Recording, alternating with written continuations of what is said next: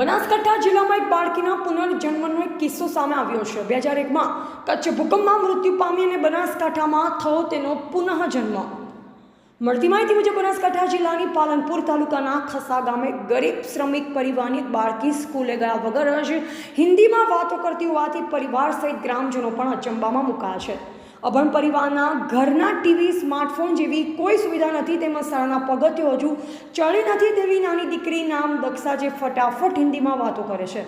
દક્ષાનું કહેવું છે કે આ તેનો પુનઃજન્મ છે। આ પહેલાં તે કચ્છના અંજારમાં હતી, જ્યાં 2001માં ભૂકંપમાં સ્લેબ તેના પર પડતા તે મરણ પામી હોવાનું પણ જણાવી રહી છે।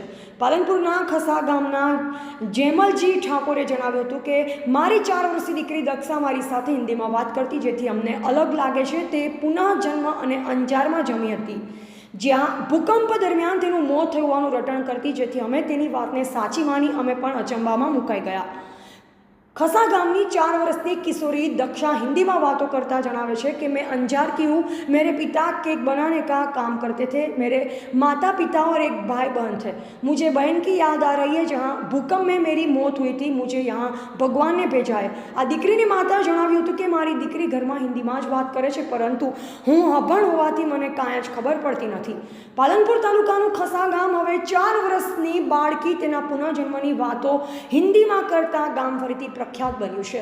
खसा गामे वालजीभाई पटेलना खेतरमां भाग्या तरीके काम करता गामना जेताजी ठाकोरने संतानमां एक दीकरो ने 2 दीकरीओ छे, जेमां सौथी नानी 4 वर्षनी दीकरी दक्षा बोलता शीखी त्यारथी ज हिंदीमां वातो करे छे।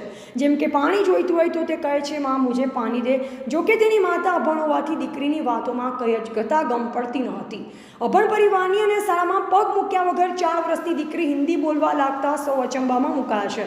पुनः जन्मनी वातोथी तेमज कड़कड़ाट हिंदी बोलती दक्षा अंग्रेजी माध्यम में भणी सैन्य में जोड़ाई दुश्मनों ने नानी याद करावी देवाना सपना जोई रही है। रिपोर्टर राकेश ठक्कर, बनासकांठा।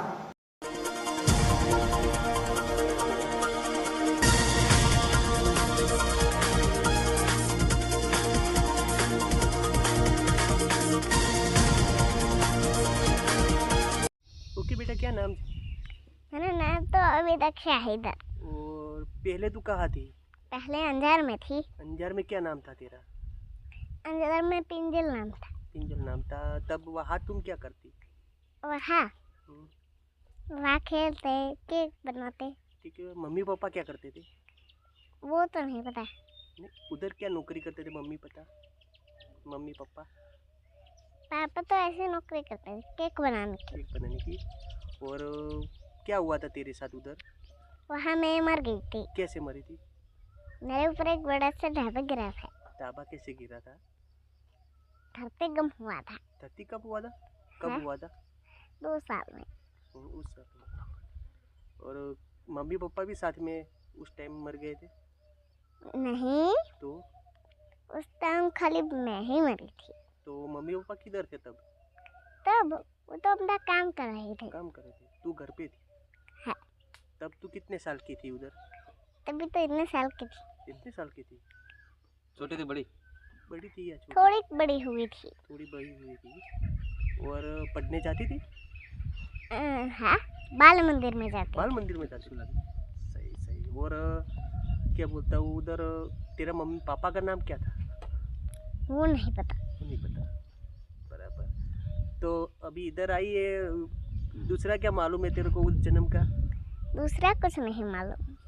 कुछ तो मालूम होगा ना, तू कैसे घूमती थी, किधर खेलती थी उधर? दूसरा कुछ नहीं मालूम, बताया ना। तेरे साथ तेरा कोई दोस्त आता ही है? हाँ, मेरे बहुत दोस्त थे। दोस्तों का नाम उसका नाम है? दोस्तों का नाम था अपना, उन्हों को याद नहीं है। याद नहीं है? नहीं।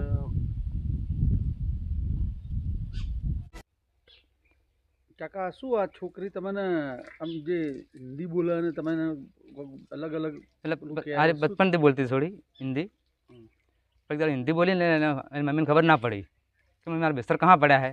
मम्मी समझी ना એટલે કે શું બોડું કૂટે એટલે છોકરી બે રોવા માંડી। એટલે મેં ફોરાને પૂછ્યું કે કેમ બેટા રોવે તું? તો મમ્મી મારી બિસ્તર નહીં હાલતી। એના કરતાં મારી મમ્મી दूसरी मम्मी अच्छी थी। એટલે હું વિચારવા પડ્યો કે दूसरी मम्मी क्या है कि मेरी मम्मी अंजाરમાં હતી કે। એટલે બધું પૂછ્યું મેં, મારી दूसरी मम्मी थी, दूसरा મારા પપ્પા હતા, મારું આવું ઘર હતું. હાલ કેટલા વાગ્યા ક્યારે આ બધું ક્યારે થયું? હમણાં જ? હમણાં બોલો સીધાની બોલ જ છે. બરાબર. કેટલા વર્ષ લગભગ અને 6-12 જલમ છે આનો તારીખ. બરાબર. એટલે 5મું રનિંગ છે આનું કોણ. અને અંજાર વાળું બધું ક્યારે કીધું હમણાં? ના એલી વાત કરતી વહેલી અમારે મને તો બકે હે છોડી. બરાબર. એટલે જે બહારની વસ્તી આપણી મળવા આવતી હતી ને એટલે છોડી ખબર આ કિસ્સો હકીકતમાં શું સાચો ખોટો આપણે ખબર નહીં કે પછી ભાઈ પત્રકાર મળ્યો જયેશભાઈ નામ છે. તમને શું લાગે છે આ છોકરી હિન્દી બોલે છે? શું માનો છો તમે? કોઈને કુદરત ચમત્કાર છે મને કે શું છે કોઈ ખબર પડતી નહીં એની. કોઈને સ્કૂલ જોઈ નહીં. શું નામ? મારું નામ જતોજી. ઓકે. શું નામ આપનું? ગીતા. શું નામ તમારું? ગીતા. શું આપની બેબલી હિન્દી બોલે છે તો? એ નાનપણથી બોલતી હિન્દી કોઈ ખબર પડતી ના કે આટલું હિન્દી જેમ બોલે એમ. એ કે મારે અંજારમાં જલમ હતો હું બાળ મંદિરમાં ભણવા જતી હતી ધરતી કોમ છું એટલે ડટાઈ ગઈ હતી એ જે મારે જલમ હોય લીધો બસ. શું કહો છો? તો તમારી છોકરી આવું બોલે છે અત્યારે બધા જોવા આવતા હશે? વસ્તી ખૂબ લોકો જોવા આવતી ગમની. શું કહે છે લોકો બધા? કે જેમ આટલું આવડી છે ને ખૂબ હિન્દી પાવરમાં બોલે. નિહાળ મોકલેલી તમે? ના એમ નામ શીશી. અત્યારે તમને ક્યારે ખબર પડી? આ પછી અમને તો રહી રહીને ખબર પડી. એ બોલતી કોઈ ખબર ના પડતી હિન્દીમાં. શું કહે? એક બે શબ્દો કહેજો તમે. શું કહે રહી? શું બોલે છે હિન્દીમાં? હિન્દી બોલાય હું સમજતી જ નહીં. હું ગુજરાતમાં બી બોલા. શું કહે? બધા પાણી માગવું શું કહે રહી? પાણી માગે હા. મને ઓછી ખબર જ નહીં પડતી ગુજરાત હિન્દી. ઓકે. શું નામ આપનું? કોણ? ગીતાબેન. અમારા ગામની જેતમલજીની દીકરી છે બરાબર, પણ પૂરે હિન્દી બોલે છે કમ્પ્લીટ.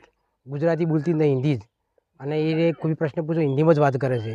અને અમને નવાઈ લાગે છે કે મારો જન્મ અંજાર થયેલો છે, અંજારની તો મારા ઘર પડી ગયું હતું, ભૂકંપને મરી ગઈ હતી હું, અને એવો પ્રશ્ન જવાબ મળે છે એને મારે શું વિચાર કરવો, એને કરે શું તકલીફ છે, આ રહી સાચું છે ખોટું, અને ભગવાનનું નામ લઈ જાય છે, હરિઓમ બોલી જાય છે.